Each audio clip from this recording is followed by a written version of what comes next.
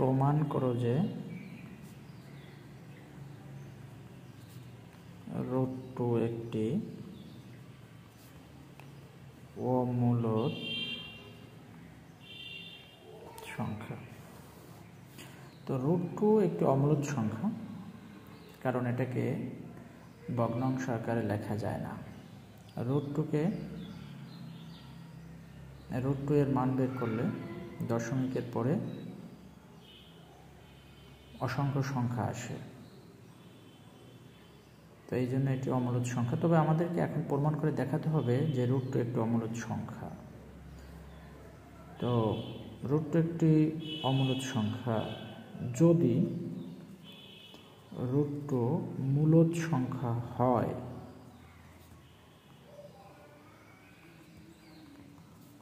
তবে আমরা ধরে নিলাম যে √2 সমান p/q, মানে √2 যদি মূলদ সংখ্যা হয় তাহলে এটাকে ভগ্নাংশ আকারে লেখা যাবে। এই জন্য √2 একটি মূলদ সংখ্যা আমরা যখন ধরবো তখন √2 সমান p/q, এটা সমান একটা ভগ্নাংশ লিখে নিলাম, এবং যেখানে pq সহমৌলিক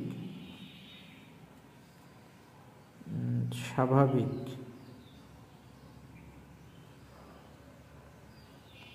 সংখ্যা এবং q গ্রেটার দ্যান 1, অর্থাৎ কিউটা লব আকারে আছে, এটার মান 1 এর থেকে বড় হতে হবে, অন্যথায় pq এই ভগ্নাংশটা প্রকৃত ভগ্নাংশ হবে না। তো আমরা উভয় পক্ষে বর্গ করব, উভয় পক্ষে স্কোয়ার করে নিলাম। তো √² কাটা যায়, থাকে 2, আর এইদিকে থাকে p²/q²। তো অঙ্কের প্রয়োজনে আমরা 2 একটা কিউ যদি বাম পাশে নিয়ে আসি তাহলে ডান পাশে থাকে p²/q। তো 2q একটি পূর্ণ সংখ্যা, কিন্তু p²/q একটি ভগ্নাংশ।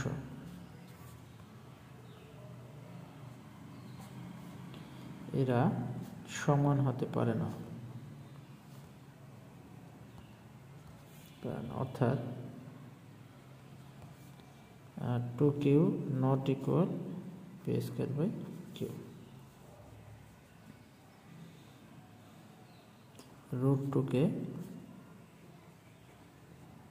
ভগ্নাংশ আকারে প্রকাশ করা যায় না, অতএব √2 একটি